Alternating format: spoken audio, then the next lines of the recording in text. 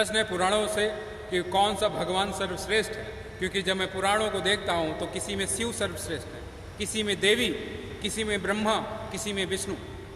और कुछ धर्मगुरु कहते हैं कि राम भगवान विष्णु के अवतार नहीं, बल्कि राम के अवतार भगवान विष्णु हैं। और कुछ कृष्ण को विष्णु का अवतार और उसी समय में कुछ कृष्ण का अवतार विष्णु है, ऐसी बातें करते हैं तो बहुत कन्फ्यूज़न होती है। क्या करें?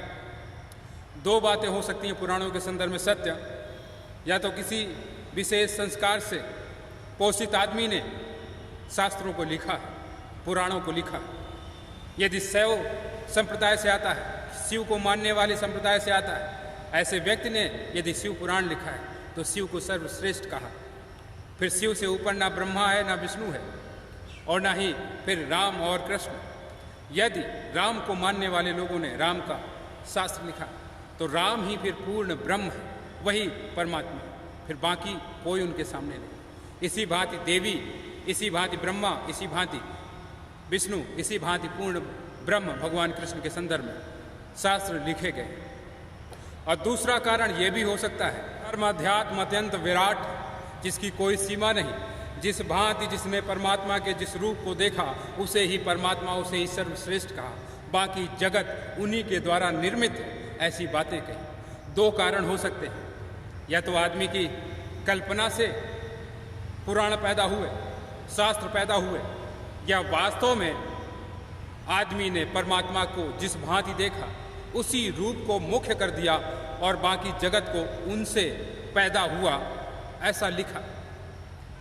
क्योंकि शास्त्र अंतिम सत्य नहीं है और कोई व्यक्ति भी, कोई धर्मगुरु भी अंतिम सत्य नहीं है। जिसकी पहुंच जिस भांति जहां तक बनी उसने उसी भांति शास्त्र कहे, परमात्मा को गाया।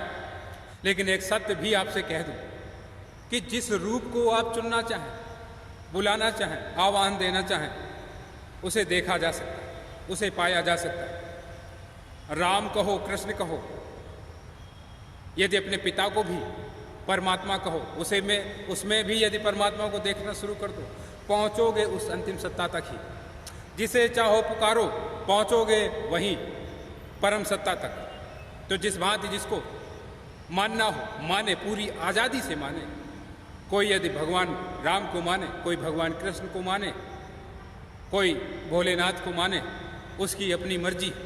लेकिन मैं इतना आश्वासन देता हूँ कि जिसको भी मानोगे, जिसको भी पुकारोगे, भजोगे, लेकिन अंतिम जो सत्ता है वहीं पहुँचोगे। उसी परम सत्ता, उसी परमात्मा तक पहुँच होगी, चाहे जिसे भी पुकार लो। अपने पिता को भी पुकार लो, अपनी माँ को भी अगर पुकार लो, पहुँचोगे तुम वहीं। यदि जो व्यक्ति या जो धर्मगुरु आपसे कहते हैं कि ईश्वर का मतलब ये, ऐसा रूप, ऐसा चित्र, या इस भांति होते हैं, वह कोरी बकवास है। शब्द ब्रह्म है और ब्रह्म की उपस्थिति कण कण में है। तो और उन्हीं कणों से तुम्हारे माता पिता भी निर्मित, उन्हीं कणों से तुम भी निर्मित हो। तो यदि माँ में भी उसे देखना चाहो तो देखा जा सकता है। शायद आप समझे होंगे ना कोई श्रेष्ठ है और ना कोई निम्न है। परमात्मा मतलब परमात्मा ही है। जिस भांति जिस रूप में पुकारना चाहो, भजना चाहो, ध्याना चाहो, ध्या सकते हो, पहुँचोगे उसी परम सत्ता तक, जो भी होगा।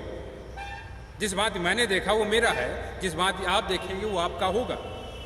किसी भी तरह का विवाद नहीं इसमें, जिरह का कोई स्थान नहीं।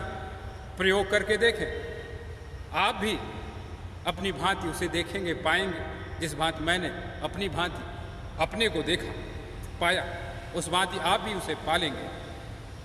बहुत बहुत धन्यवाद।